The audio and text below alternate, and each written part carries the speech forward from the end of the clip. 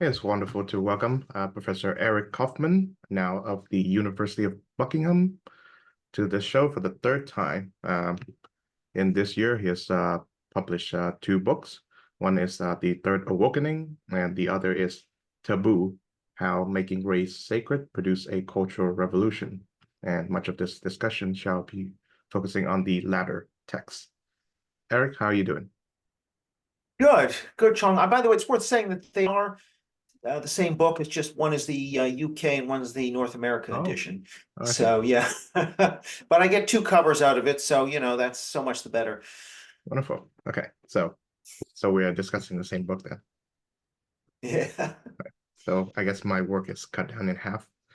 Um, so let's begin by talking about why you change your employment from I think ever since we last met, you changed your uh, I guess institution from Birkbeck College, University of London, to the University of Buckingham. So what was the reason behind that? Well, so I guess there's both a push and a pull factor in this. So the push is really being at a normal British university. I've taught there for 20 years.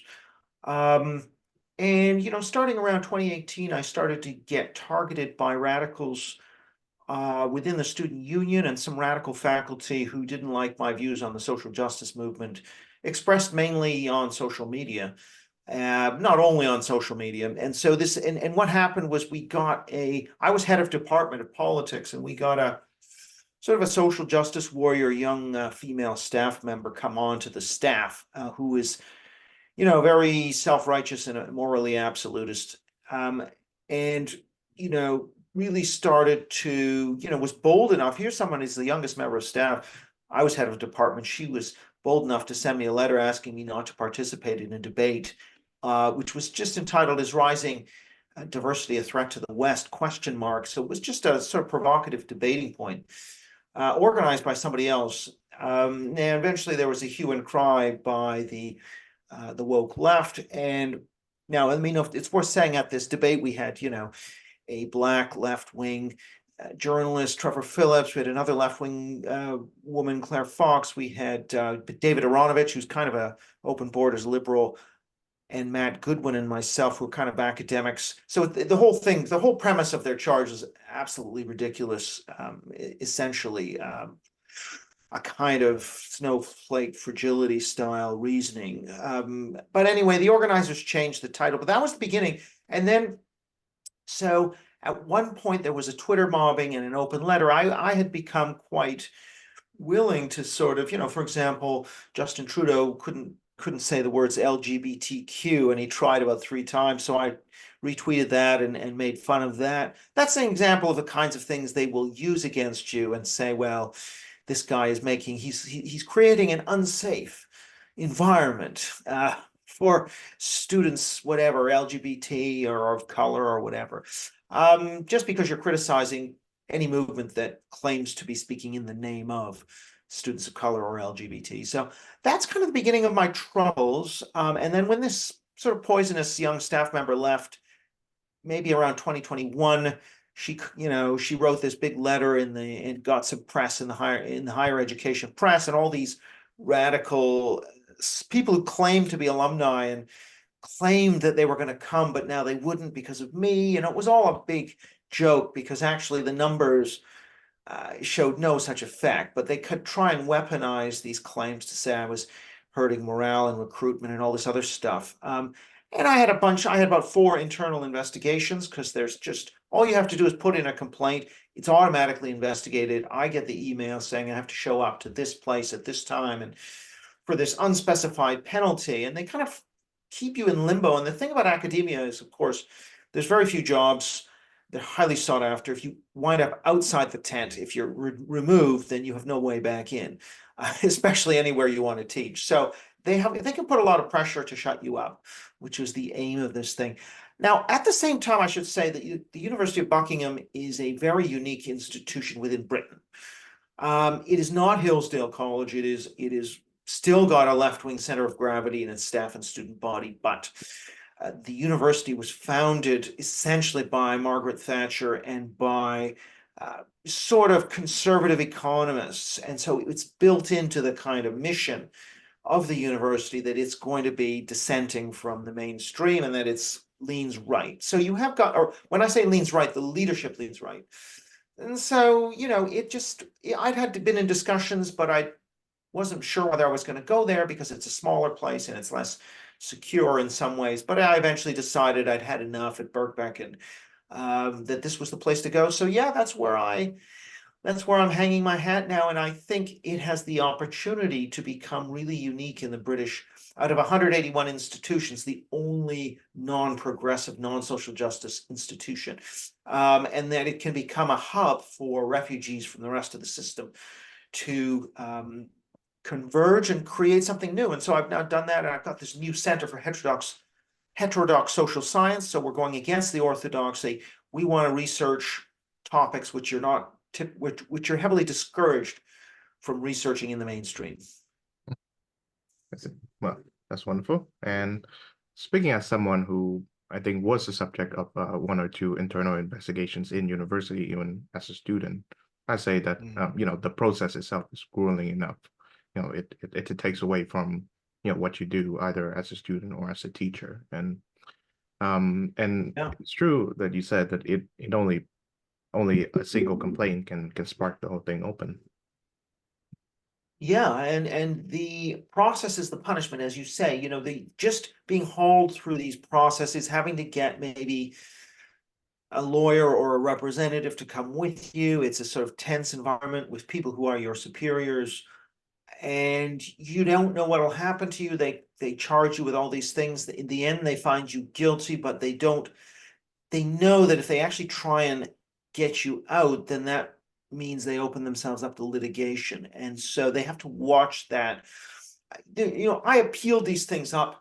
The higher you go in the university, the more reasonable they are. The lower down, initial kangaroo courts are run by activists who really are making ridiculous claims. They were making claims like, I did a review of Douglas Murray's book, Madness of Crowds, in a newspaper called the Financial Times here, where and Murray used this term "slay the dragon." Saint George waving his sword at imaginary enemies after slaying, after having fighting real enemies. Now there aren't any real enemies, and he keeps waving his sword around. So I use that term "slay the dragon" in reference to woke, really. And the kangaroo court said, "Oh, you really meant this staff member when you said that." So that's the level of complete invention and creativity that was going on in these kangaroo courts. So what are you going to say to that other than that, that's nonsense? But, so they can say whatever they like and accuse you with whatever they want and charge you with whatever they want, subject to short probably of firing or something that's measurable, in which case they're opening themselves up to a court challenge. But they'll push it as far as they think they can push it. Yeah. Yeah. It's certainly quite astounding the level in which and the ability in which they can take whatever you say or write out of context. But I think since you mentioned the phrase slaying the dragon, let's move on to the book in question that you wrote, which is incredibly interesting. So in your view, has the dragon of wokeness been slayed yet? No, definitely not. I think it's been chased back into its lair, but it's waiting for its next opportunity. So yeah, we've seen obviously tech firms and the corporate world cut back on DEI spending. And they're starting to take their foot off the pedal in terms of affirmative action and some of these things. So yes, there's no question there's been a move. The mainstream newspapers have editorialized against cancel culture, and Washington Post most recently editorialized against mandatory diversity statements. They've allowed for some criticism of DEI in the New York Times. So yes, there's definitely been a move. And the use of social justice terms like white privilege and white supremacy is down in the press. and the number of professors fired is down. So we have a number of positive indicators. However, and there's a big however, the however concerns the fact that the young generation are much more steeped in the what you can call woke or progressive illiberalism. They're much more intolerant of any speech that might be seen as offending a member of a totemic race, gender, or sexual minority group, and therefore they value free speech less. And so my view is really in 20 years, when they are the median voter and employee, their values will predominate more. Because in the public as a whole, it's 2-1 against woke. But amongst young people, it's 50-50. And on certain questions, the woke are in the majority. So if you ask young American students who've been, the FIRE surveys, Foundation for Individual Rights and Expression, they survey about 50,000 American undergraduates from the top 20% of universities mainly. And what you find there is that upwards of 70% of the student body believes that somebody who, for example, says all abortions should be banned, or who says transgender is a mental disorder, or Black Lives Matter is a hate group, any of those things, they should not be allowed onto campus to speak. And the share that actually says they should be allowed on is somewhere in the neighborhood of 10 to 20% only. So the vast majority of American undergraduates are anti-free speech when it clashes with social justice values. And I think we've seen something similar on surveys in Britain. It's kind of 2-1 against, it's more important to protect against hate speech than it is to protect free speech. That is the rough orientation of 2/3 of British students as well. So yeah, we have a very woke young generation, and once they who don't value free speech and objective truth as highly, once they become the median voter, I think we're going to see a culture shift. Now, of course, there is a strong young anti-woke movement, and it is powerful. So what we are actually seeing is a more splintered, more polarized young generation on these issues. And you can see that in voting as well. In Europe, for example, you look at France, a third of under 25s voted for the Rassemblement National, Marine Le Pen's party. However, a majority of young people voted for the left, and including the far left. So they're just simply more polarized, but the left side is winning, has a larger share. And so because of that, I'd say even though we have a temporary ebbing away from the high watermark of woke in 2020 or 2021, the long-term generational turnover dynamics, I think, are propelling us towards a more woke future. And until we get hold of the education system and start to turn that tanker around, this is going to continue. Yes. I remember going into university in your home country of Canada, where the first sign of actually the first two signs of what I deem to be woke ideology is the constant was it sign of land acknowledgement that the Right. teachers would make before starting the class, acknowledging that this land, this city was built on indigenous land Yeah. of tribe so and so. And secondly is there was this whole consensus around applying gender neutral bathrooms to whatever new facilities are being built at the time, because it respects I guess transgender people, and they just gets worse and worse from there as more and more students of my own age are taken in by this umbrella of ideology. Now, what I also find is that people who are millennials and Gen Zers are more Yeah. susceptible to this, but people who are Gen Xers are not, and they are um, critically and powerfully resistant towards it. And I suppose looking at yourself, I not to make you feel too old, but I would assume you're part of that Generation X. So I wonder to what extent is age and generation the generational gap affects this view towards wokeness.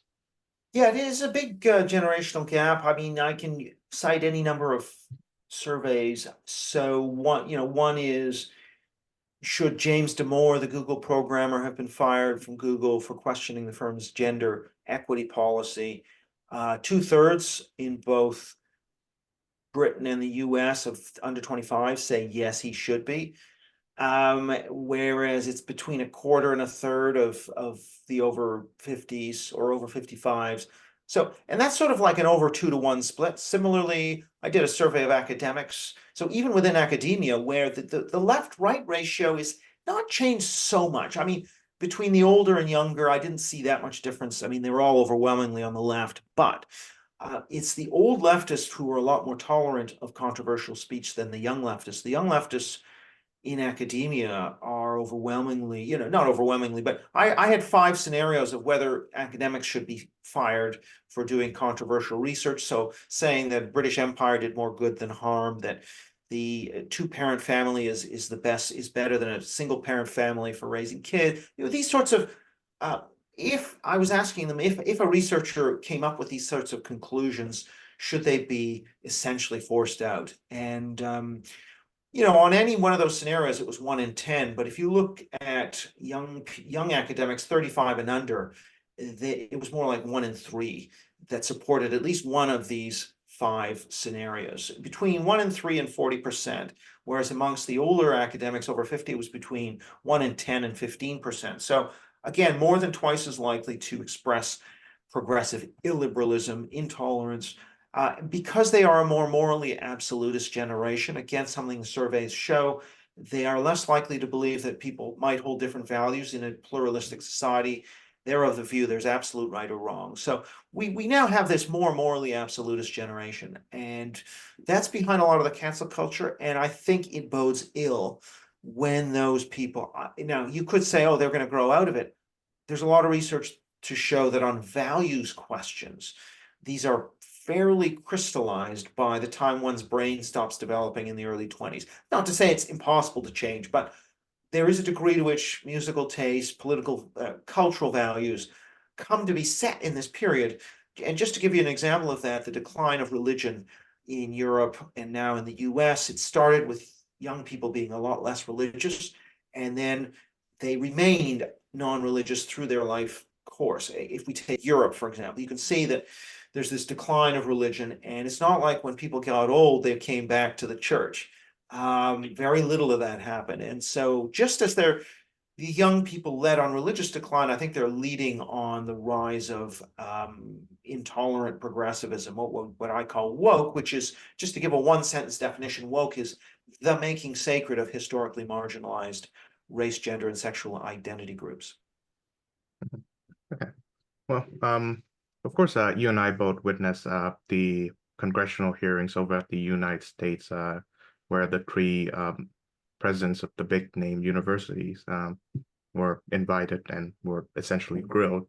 I believe as of this recording, at least 2 of them have lost their jobs as presidents. I'm sure, I know at least Professor Gay was retained as the professor of that and Liz university. McGill at Penn, yeah.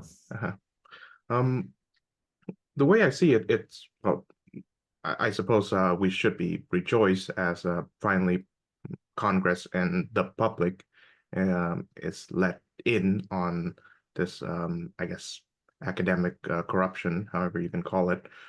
But at the same time, I do not believe that removing one president or another will change the culture that has transpired in these higher institutions. Now, one of the interesting points that you've made in your book is that you question whether wokeism is authoritarianism from the bottom up or from the top down. And I think you're leaning towards the bottom up direction. So yeah, do elaborate more on this point. Yeah, I mean, I guess there's really 2 schools of thought around the origins of woke. One is more the Chris Rufo, and also I think Francis Fukuyama, Yasha Monk, and a lot of, and to some extent James Lindsay as well, and Helen Pluckrose. They're putting a lot of emphasis on elites and elite ideas like Marxism, postmodernism, critical theory, and there's a view that there is, particularly in Rufo's book, this idea that you had a plan. The cultural Marxists failed on class, so they're going to try identity, and they're going to advance through a war of position by taking over in a deliberate plan to sort of get their people into institutions hire their own and gradually take over these institutions for their ideology. Another view, but the view that I hold is more that yes, there's some of that going on, but it can't explain their success because most academics are soft left or liberal left rather than far left, even though there's a significant, don't get me wrong, a significant far left component of perhaps 20, in the social sciences as high as 20-25% in some surveys. But it's that liberal left 50 to 60% that I think is really crucial in institutions like universities, newspapers, and so on. And so that's where I think, I would argue that's more where this comes from. People who believe, they believe in the system, they don't want to overthrow the system in a revolution. But they believe in this sort of very open-ended push for more equality, more sensitivity, more diversity. And so no amount is too much for them. And so in a way, they just nod through everything that's in the name of those values. Those are still the highest values for them. They're the highest values for the cultural Marxists, but they're also the highest values for the left liberals. So there's a sort of harmony of interest. Now, the left cultural Marxists think, okay, we're going to do this through a deliberate plan and a takeover and revolution, a Gramscian strategy. But the liberal left, it's more like they just think these values sound great and it warms their heart. And they're sticking up for the little guy against the mean and nasty majority. And so they're always going to be on the side of whoever's taking the lead in pushing the what Jonathan Haidt calls the care harm, the sort of emotional harm protection plus equal outcomes. Those sorts of values, they're always behind it. And so if someone, a cultural Marxist, comes along pushing these values in an extreme way, they'll get in behind it. You know, Ibram X. Kendi comes in, oh, very popular. They come in right behind somebody who wants quotas, representation for blacks in every institution enshrined in the Constitution. And that's where we are. The two have converged, the radical cultural Marxist and the evolutionary extremism of the liberal left, and so that's what I talk about more, the evolutionary extremism of the liberal left. And now how does this manifest itself? It's again, it's not like Marxism where you have the head of the party issuing orders and everything's centralized. This is really more like Protestantism or even Islam, where you have these competing preachers, except in this case, it's woke influencers online, and they're riffing off each other and creating these waves of emotional fervor. We've seen that in religious movements. Protestantism has had a number of these great awakenings. What this extreme left liberalism has had are three what I call great awakenings. And the first was in the late 60s, where you saw the institutionalization of black studies at the barrel, at the end of a weapon, threatening to strike the whole school year and occupy the office of the president until they got their demands met. You saw speech rights being curtailed for military recruiters, for all kinds of people who were deemed to be too conservative. Then you had wave two, which was when I came to university, which is the late 80s, early 90s, political correctness, Afrocentrism, accusing the curriculum of being Eurocentric, and enacting speech codes to protect the so-called self-esteem of minority groups and to help push exclusion. So these ideas all come in the late 80s and early 90s, and we also see quite a few cancellations, but again, not as many. So the point is that what we're living through is simply a scaling up of what already existed before. You can find incidents, there's one incident from the early to mid 90s. And where I'm from, Vancouver, the University of British Columbia, the political science department was completely torn apart over these random accusations of racism and sexism. It wasn't pointing the finger at any one individual. It's just, there is a systemic racism and sexism in the department. They paid somebody hundreds of thousands of dollars to do this ridiculous report that was ultimately made fun of. But still, the point is that these institutions were all susceptible. They were doing cancellations. They were just doing them at a lower rate. And so that's the second awakening. We hit the third awakening, and now we've got social media. It's much easier to generate a flash mob.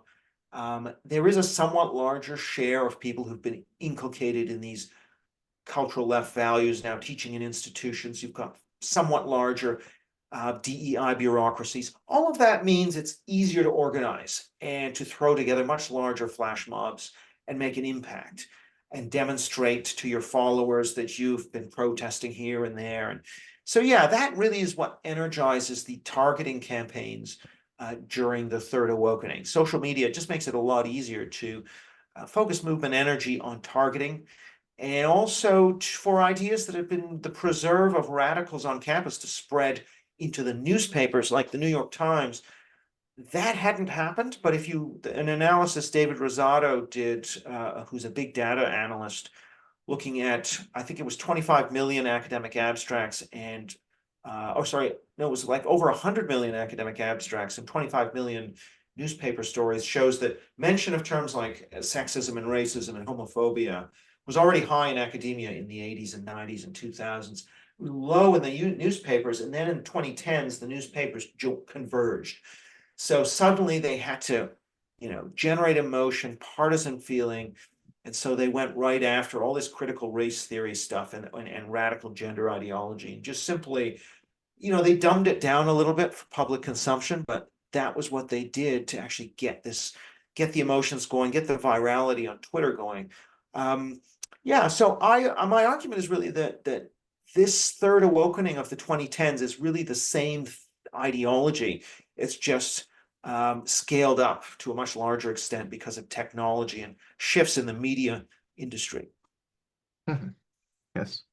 Now, I've, I remember reading The Spirit of Liberalism, a collection of essays by Harvey Mansfield some time ago, and he outlined this dynamic between the left liberals and the radicals within the faculty of a given university, or specifically Harvard, where he was teaching, where the radical professors do not like their left liberal colleagues at all. They think that they are just shills for the system. But the left liberal professors, they cannot wait but to, shower them with praises or give them platforms and so on and so forth without challenging them at all. Now, my view is that maybe because in the 50s and 60s, these same academics, the left liberal ones, they defined themselves based on their opposition to McCarthy and their boycotts of either fellow colleagues or professionals or other figures because of their left leanings or bordering on communism. Um, thus, I suppose that may have been the seed that grows into a tree that you call all the respective awakenings. Now, my view, and I would presume that you share this too, is that, radical academics and teaching staff are free to be employed at whatever universities and colleges they happen to be in. Herbert Marcuse and Edward Said can teach at Columbia however they want, but at the same time, Yeah. there should be at least one or two academics who are of the same field as them that can challenge them. And it appears to me, and of course you've written this in your book as well, that the left liberals have failed to challenge these, I guess, radical professors in any way possible. So um, has has this always been the case from the first Great Awakening, or have the left liberals stopped because they believe that their radical counterparts are allies in some great fight against, something? Yeah, I mean, it is a bit more complex in the sense that it partly depends on which question we're talking about. So it is true, like during the first awakening, 1969, when Black Panthers, armed with rifles, occupied a building on Cornell's campus. Um, that by a 2-to-1 margin, Cornell faculty, essentially not only opposed that, but they also voted to censure the president for being too soft on these protesters. And so you did see, for example, significant opposition from faculty to some of the most extreme and violent manifestations of the new left. The contrast, certainly there is a contrast we see, and there were some other votes where faculty were very opposed or seemed to be opposed to this more than they are today. If you compare with the encampments, for example, the pro-Palestine encampments in many US universities, the faculty seem to have been largely on board with that, much more so than would have been the case in the 60s. Now, having said that, part of this is because there has been a somewhat of an ideological shift. The share of left to right in the social sciences has gone from about 3-1 in the 60s to about 12 or 13-1 on average today. So there's been a change there. Simply the left is more dominant than it was then. But also the left that was around then was a bit more free speech oriented than they are now. So there's a compounding effect of this. But still, I mean, if we're just to look from the 70s onwards, these radicals, Bill Ayers from the Weather Underground, who'd been convicted of terrorism, Angela Davis convicted of terrorism, and they were essentially hired into top departments in places like UC Berkeley, for example. And now you can see, for example, most academics are opposed to firing people for speech. Like they don't want their colleagues fired even for controversial views, maybe because they understand that if their colleague can be fired, they can be fired. So there's a self-interested motive for them to be against cancellation from that point of view. However, if you take a question like, do you favor mandatory diversity statements, which are essentially statements that force you to agree with DEI ideology, they are in support of that by about 2-1 at the top universities. Just looking at social sciences, those academics support mandatory diversity statements. There was a poll that came out in Harvard asking about threats to academic freedom. The faculty thought the number one threat to academic freedom were trustees and right of center governments. So they don't, a certain proportion of them said the DEI bureaucrats, but DEI bureaucrats came well down the list compared to what they saw as the threat from the right.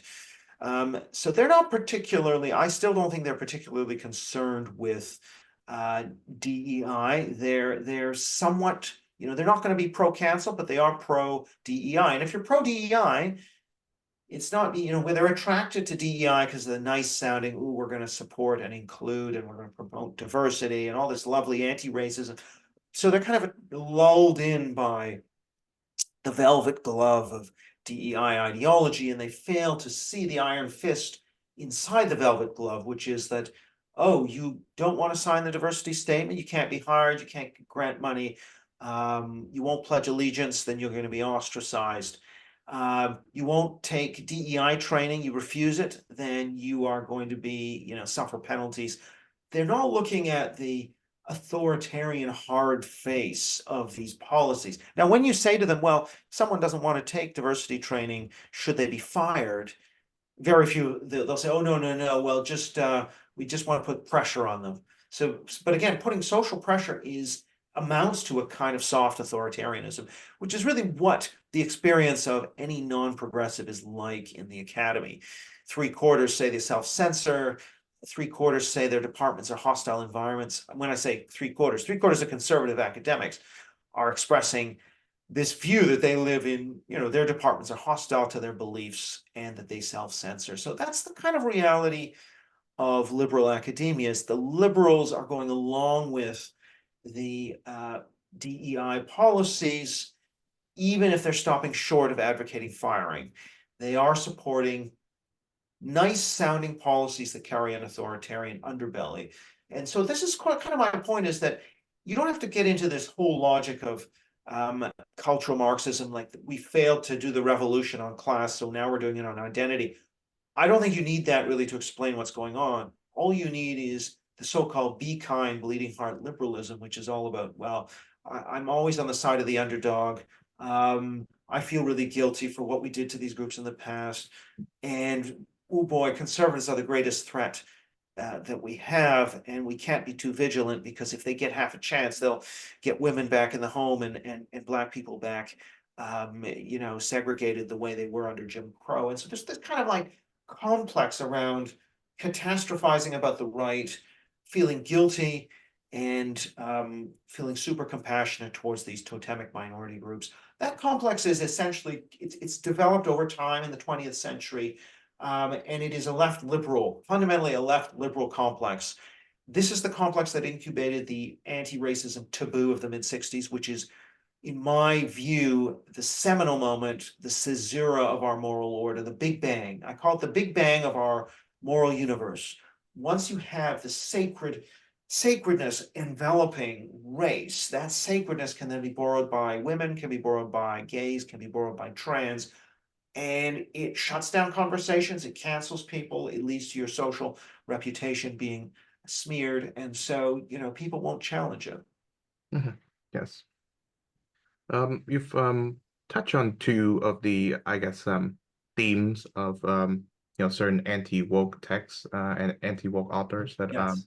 I am somewhat in disagreement with. One is that there's this view that there are these handful of academics from the, I suppose, critical theory or post-colonial studies or postmodernist studies.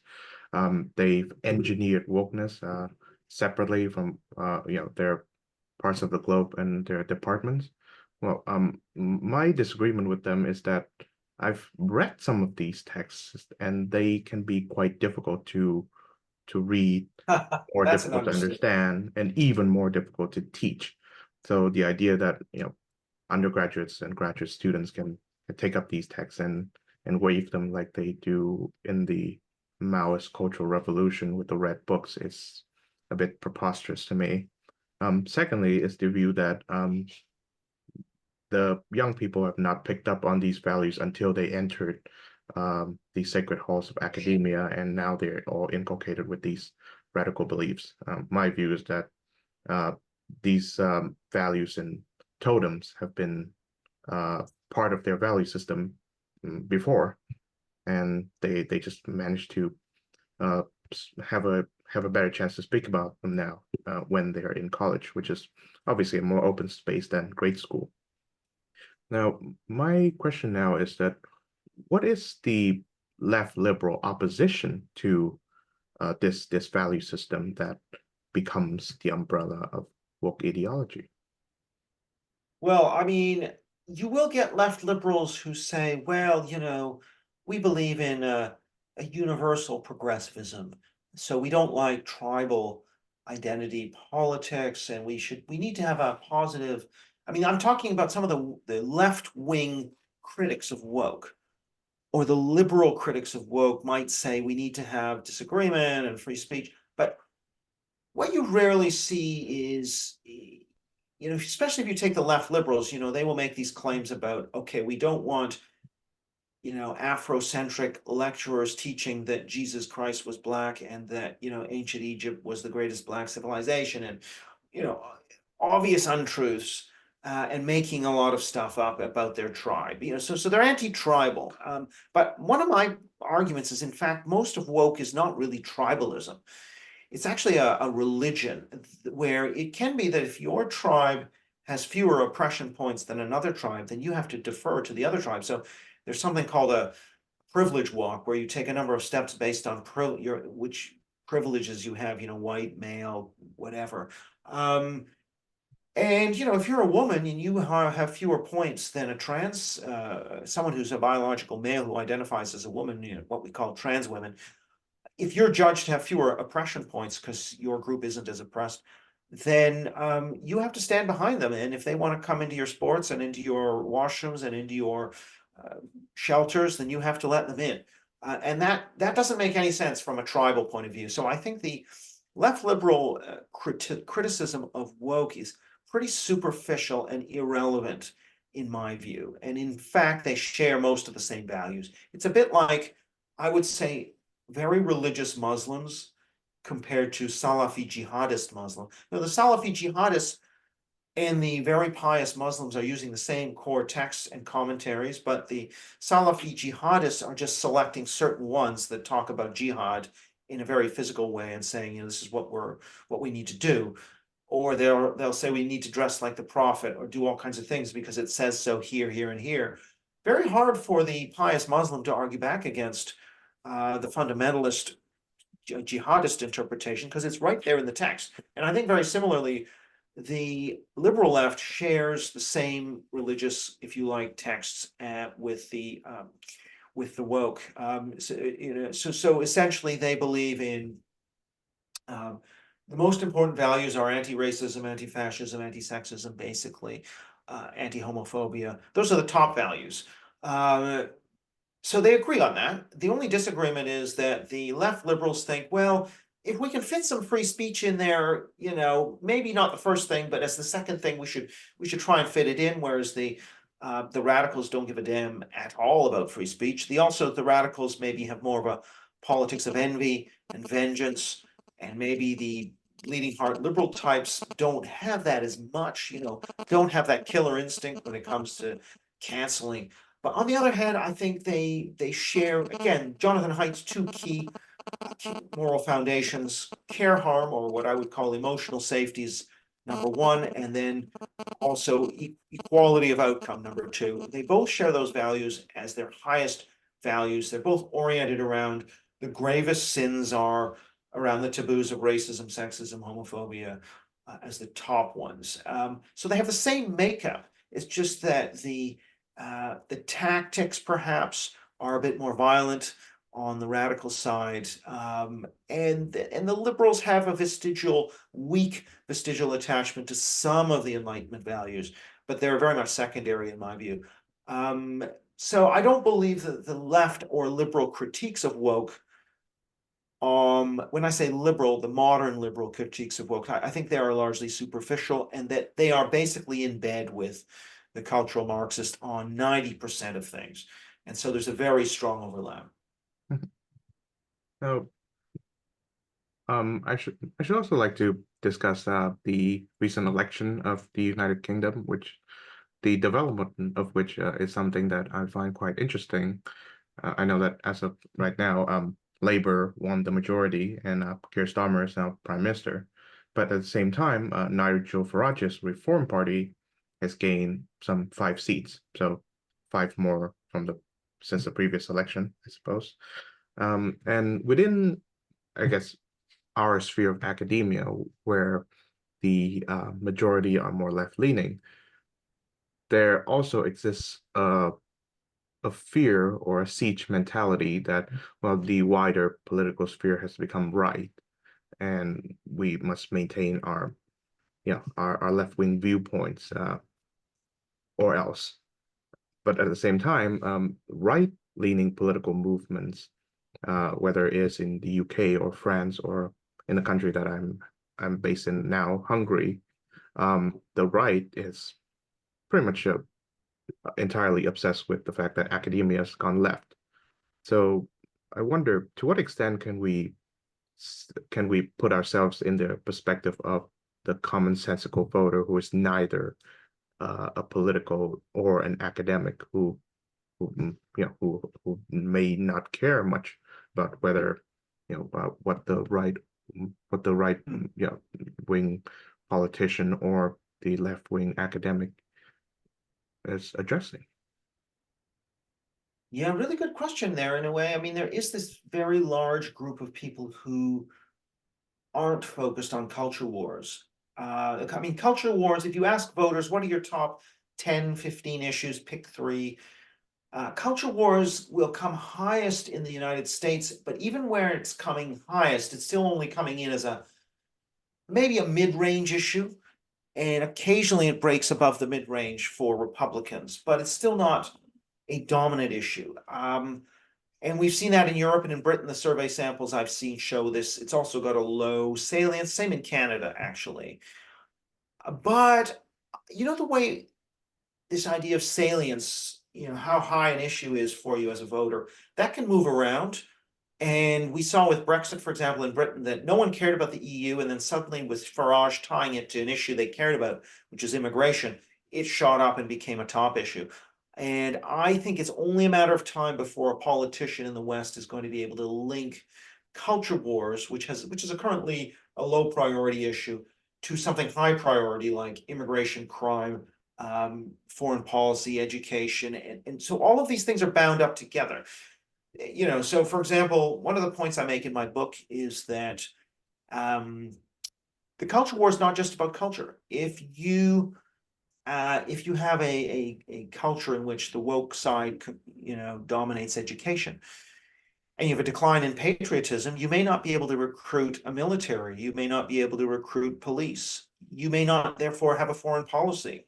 It may be that you can't get control of your border because woke elements in the bureaucracy won't allow you to execute policy, or if you're Joe Biden and the Democrats, your left-wing, activists, the party activists aren't going to put up with deportation. So you have to sort of look the other way while people stream across your border. So and also that, if woke says, well, we don't want to do anything that might offend minorities, and if immigrants tend to be minorities and the host population, the citizenry tend to be white, then ipso facto, any criticism of immigration can be translated as criticism of non-whites, and therefore is out of bounds. And that's one of the ways in which the left tries to shut down debate over immigration.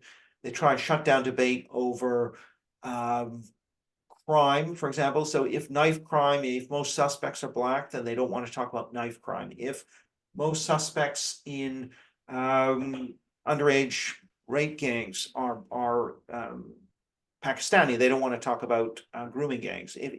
And likewise in education, if whoever's getting excluded from class or in prisons, if it's disproportionately black, then again, that's not a policy you're allowed to pursue. So these are all of the kind of, it's not just woke is not just about debates in academia or even in the media. It's also about the downstream effect on many concrete policy areas.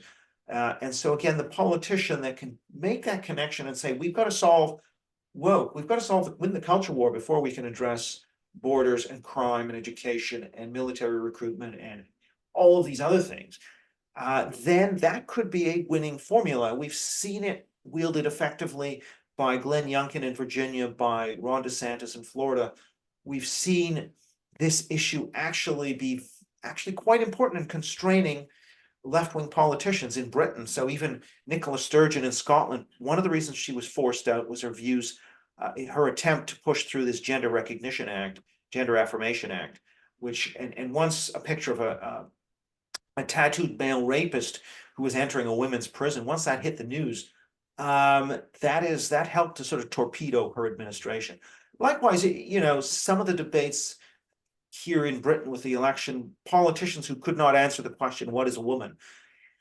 That's ended careers. And so I think what we're seeing is that voters can be quite sensitive. Like if a politician refuses to say that a woman is a biological thing, then the conservative side, as long as they go after it, but they have to go after it, they can actually make that very costly for the left. And part of the message in my book is the right needs to aggressively go after the culture war issues because they have the majority of the public on their side.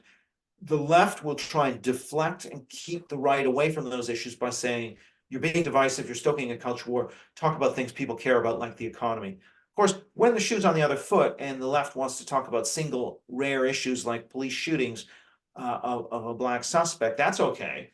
Right. So no one's saying, oh, you shouldn't talk about that. Talk about the economy. No one cares about this little shooting over here. No. So they want to make, when it's single case examples, but it favors their politics, they'll make a big issue of it. And they'll never think that that's distracting for talking about healthcare and the economy and things people quote unquote care about. So yeah, this is the right is actually going to need to be the one who foregrounds this issue in politics. Conservative politicians have to lead on this issue because the left's already winning the culture war in the institutions without lifting a finger politically at the level of government. It's the right that actually has to use government because it's the only institution the right controls. Every other institution is controlled by the left. So the left-wing politicians like Starmer, their main aim is going to be to try and get attention away from the institutions and what's happening there by saying, we don't do culture wars. So for them, cutting up women's bodies, that's okay, but you resisting that's being divisive and stoking a culture war. So you see how they do that. They have managed to get the framing such that any resistance to craziness in the institutions is framed as stoking the culture war, whereas the actually prosecuting the cultural revolution in the institutions, that's not called culture war. That's just, morality. So it's very clever framing, and even sections of the right have fallen for that ruse. Yes. Yeah, one of the trends that I find to be rather concerning regarding the right is the post-liberal movement.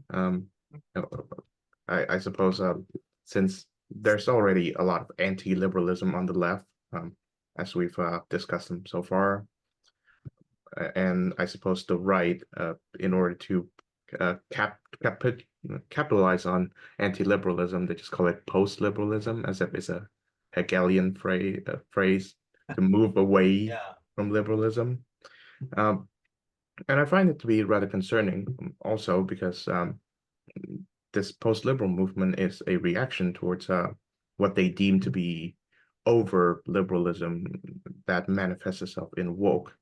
Um, how would you make the case for liberalism to these figures?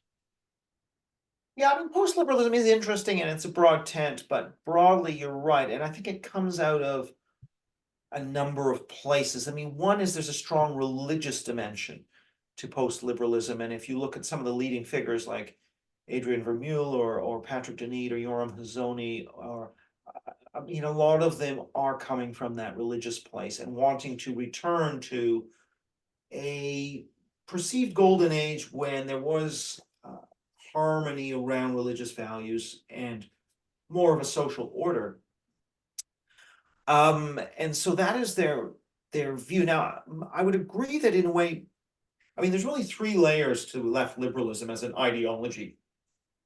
The first is the idea of a certain kind of liberalism, the idea that emphasizing individual autonomy, which then gets extended to include preferring diversity, preferring other groups to your own, preferring diversity to commonality, preferring change to stability and conservatism. That is all part of that kind of what I would call a positive liberal mindset.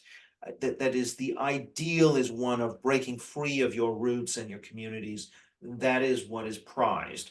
And to that extent, I think I would agree that that has gone too far and that we need to be critical of that. But that's what Isaiah Berlin would call a positive liberalism. I would defend the procedural or negative liberalism of rights and constitutional rights protections around, for example, free speech, right not to be arbitrarily arrested and detained. Along with that, I believe in this sort of in the separation of church and state and keeping religion, including woke religion, out of the classroom, keeping politics out of the classroom. And a lot of post-liberals will say, well, you can't have a vacuum there. You must have some substantive values. So public religion is the answer, you know, that kids will learn the Lord's Prayer and Christianity. And if they want to do their own religion, they can have an exemption. But basically, we're going to have public religion. We need to teach, you know, our version of the truth in the schools. I just think the problem there is, first of all, they outnumber you heavily in the schools. And so it's going to be a very awfully long time before that changes. And secondly, once you concede that political neutrality is impossible and you have to use the state to impose values, it's very hard then to turn around and oppose the woke values that are being shoved down the throats of students. When you say, well, once we get into power, we're going to shove our values down your throat. The problem is that, you know, first of all, there's no time soon is that likely going to happen. And it undercuts the argument against what the woke are doing in terms of indoctrination. I'm much more, you know, my view is you can get political neutrality, you can use chilling effects on teachers, schools, and principals to essentially scare them into not touching political values. Now, of course, is there a loss of some free speech there? Yes, of course there is. I think that's the price we need to pay, unfortunately, because you know, the left just simply is so much more powerful in schools. They're so much more dominant. There is no way in the world that they're going to give fair billing to both sides of an argument. They're not going to, if they teach critical race theory, they're not going to turn around in the same voice with the same tone and teach Coleman Hughes and Thomas Sowell and Glenn Lowry and John McWhorter. It's just not going to happen. And so I think the better thing to do is to say, you're not teaching this stuff. You're not going to approach it in school. Now, stuff you have to teach like slavery, oh, fine. There, I guess that all we can do is try and enforce balance and say, well, all right, you want to teach American conquest of the of the land from the indigenous. You're going to have to teach indigenous Comanche conquest from the Apaches and Comanche genocide. You're going to have to teach, if you want to teach about American slavery, you got to teach about the indigenous West Coast Indian slave trade. or the Dahomey slave trade in Africa, or the Arab slave trade, something that would essentially say, this is not unique in human history. This is an example of something that has been going on and it's unexceptional. And that simply will take a lot of the emotional power away from the kind of progressive morality tale that most young people are reared in, such that 70% of under 25 Americans think that the native peoples lived in, quote, peace and harmony before the Europeans arrived. The opposite was true. Actually, the Europeans were actually brought a lot more peace, believe it or not, in terms of likelihood of being killed. And this is one of the reasons a lot of indigenous groups allied with the Europeans actually against other indigenous groups. So yeah, I think all this needs to be taught in a fuller way. So I think you have to aim for balance and political neutrality. And where you can't get balance, you have to simply ban. One of the reasons I support the critical race theory bans is I don't think teachers can teach that dispassionately and in a balanced way. History, there's really no choice. We have to go for a balanced curriculum and just try and be as prescriptive as possible as to what is and isn't allowed to be taught. And teachers, there have to be teachers that are made an example of and fired if they are, repeatedly violating political neutrality in the classroom. And that will help, I think, to exert enough of a chill. The legislation needs to be written with very comprehensive guidance so that you have as few false positives as possible. Because whenever there's a false positive, someone didn't want to teach. I don't know. I'm trying to remember what book. I think it was the Diary of Anne Frank or some books which are fairly anodyne. Teachers would claim they didn't want to teach them because it might hurt the feelings, or maybe To Kill a Mockingbird didn't want to hurt the feelings of white students. I mean, that's clearly an incorrect interpretation of the law by either the teacher or the school principal. With very detailed guidance, we can get rid of those false positives while at the same time chilling out the aggressive politicization that's been going on in the schools in a very big way. And so, yeah, that's my difference. The post-liberals, I just don't think are living in the real world. They're living in an imaginary universe, in my view, anyway. And also, I should also say, I am supportive of the basic, negative liberal, procedural liberal freedoms. That's the basis of a kind of Western progress of civilized order. And yes, it has tipped over into this positive, what I would call modernism. Daniel Bell would call modernism, which is emphasizing always, you've got to break from tradition, you've got to emphasize diversity. That did happen, but I don't think it's necessary. I think we can get rid of that stuff and still retain the rights and duties and toleration that comes out of procedural liberalism. Mhm. I find that the post-liberals, they mainly focus on cultural matters. Well, as Yeah. they should. I think most of their views on either economic or foreign policy are pretty standard. Um, what really intrigued me about their works is that they deem correctly that Western society has been de-Christianized, but I guess their antidote or their remedy is to further Christianize Western society. And my view, that is not the right way to do. For me, at least, it is to restore a broadly mainstream liberal culture against, I suppose, a balkanized series of subcultures that all valorize, I guess, personal slash group identity. So I like to end on this note. So where should we begin if we are to restore this broadly mainstream liberal culture? Yeah, I would agree with you. And I think one of their arguments is that liberalism on its own doesn't have the mythosymbolic power to counteract the mythosymbolic power of the woke left. So if the woke left's myths are, Jim Crow, slavery, Holocaust, persecution of gays, lack of women's rights, and all the fights for those things, that's their sacred myths, which form the basis of the taboos. They have the power. They've been able to institute the taboos in society. What do we see as replacing it that has emotional power? My view would be that liberal nationalism is one way you can do it and that was the order we used to have in a way. And religion on its own, I don't think is as strong a bulwark against woke as patriotism is.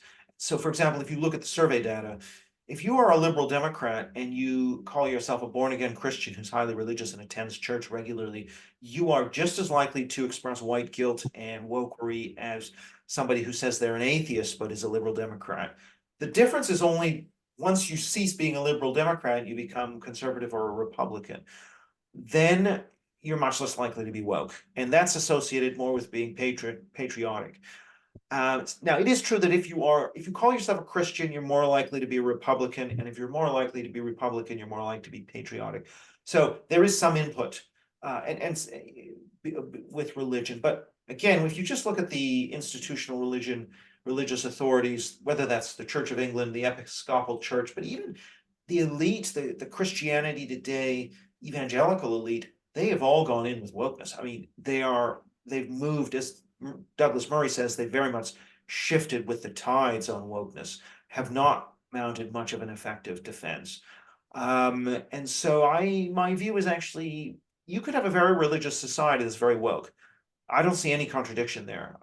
Now, maybe if it was a Old Testament Calvinist type religiosity, then you might have more of a bulwark. But I think the bigger bulwark is to build up a sense of cultural nationalism, attachment to the national past, reverence for one's ancestors and heroes that have gone before. Not uncritical, obviously, but generally taking, emphasizing the positive more than the negative about one's own past. And emphasizing things which bring people together in common, and all of the sort of counter discourses around, slavery or conquest, settler colonialism, all this other stuff. You can teach that in universities, but radicals can teach that. It should not be mainstreamed to most kids. What most kids should get is, yes, of course, there were some things that were done wrong, but in the context of a global picture where slavery and conquest and things were common, this was actually the most advanced version. If you're going to get colonialism, this was the best. The British version is about as good as you can get in human history. That kind of narrative, which would say, did some wrong, but given the power that they had, actually did a lot of great things as well. And you should be proud of it. And that's kind of where I think it should go. So secular liberal nationalism is sort of what I'm aiming at more than a return of religion. Now, of course, there is a point that the post-liberals have, which is that we have got a problem with the breakdown of the family, in the West. With the breakdown of the family, low birth rates are kind of a global issue, but the breakdown of the family is a more Western issue. But together, these are both things that are going to have to be addressed. And in a way, religion and religious societies have done the best on both of those dimensions, whether it be intact families or raising birth rates. And so maybe it's the case that we can't fully get away from some dimension of religion, but I just think it's going to be very difficult to get people to believe in things they don't believe in. And so I think there's always going to be a problem. I don't see how you actually get there to a religious society. What I think you can say is that the society is based on the cultural Christianity or Judeo-Christianity is the basis of Western societies, and there should be some, attachment and fondness for that past and for the parish church or so that can be an icon and a symbol of nationhood. But I'm just not sure that you're going to get a religious society by saying that, we need a religious society to rebuild the social fabric. I think you can get there through a kind of civil religion combined with a kind of liberal nationalism. That's, to my mind, is the most fruitful way forward, rather than seeking to go back to this kind of traditional Catholicism, which you hear from from some of these post-liberals who kind of romanticize some sort of old Catholic order. I just don't think that is in any way realistic for Western societies going forward. Well, I think that's a very good note to end on. Thank you very much, Eric Kaufmann of the University of Buckingham, for joining the show once again. Thanks, John.